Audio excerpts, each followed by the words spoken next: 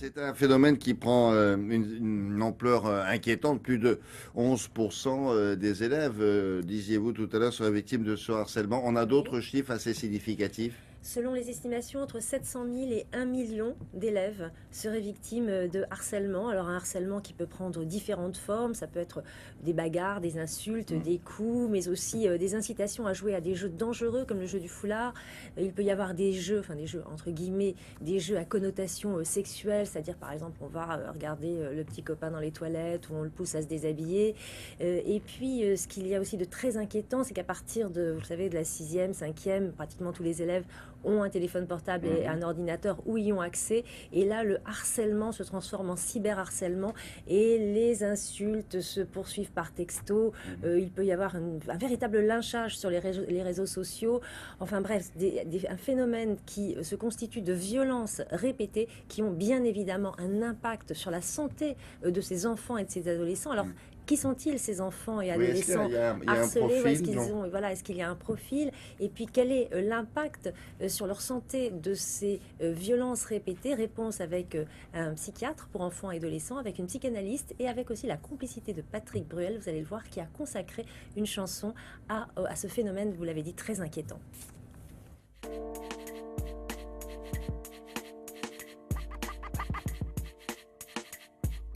Les enfants et les adolescents victimes de harcèlement peuvent être n'importe quel enfant, mais certains enfants sont plus facilement visés, parfois parce qu'ils manquent d'estime d'eux-mêmes, parce qu'ils ont une différence par rapport au groupe. Alors ça peut être une différence ethnique, ça peut être un handicap, ça peut être une particularité physique, ça peut être aussi le premier de la classe. C'est mal vu d'être le premier de la classe. Yeah.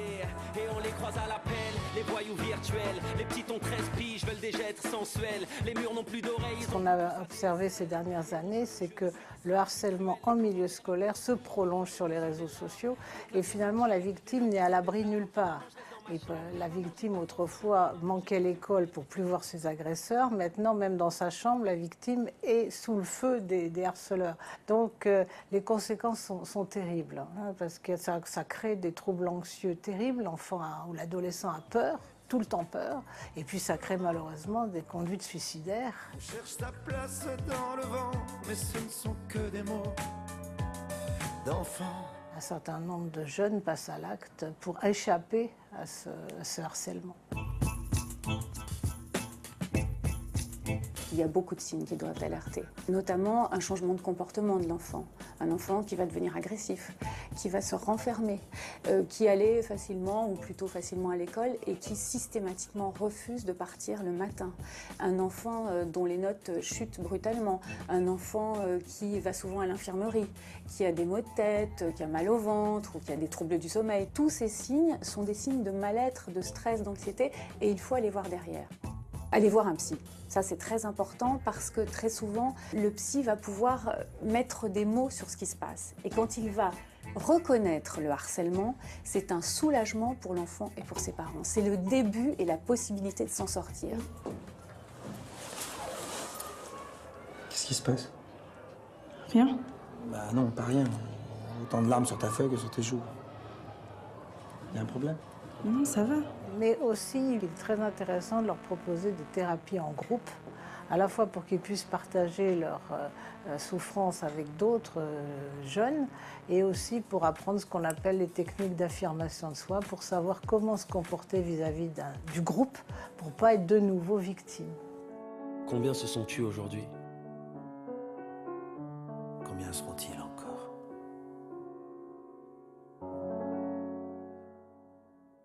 Est-ce qu'il y a des répercussions sur, je ne sais pas, sur la santé à l'âge adulte, hein, des enfants qui ont été comme ça harcelés? Une étude américaine vient de montrer il y a quelques jours que le harcèlement scolaire est une véritable bombe à retardement. C'est-à-dire que des années plus tard, ceux qui ont été harcelés, les anciennes têtes de Turc, ont 6 fois plus de risques de développer une maladie psychiatrique, d'être addicts au tabac.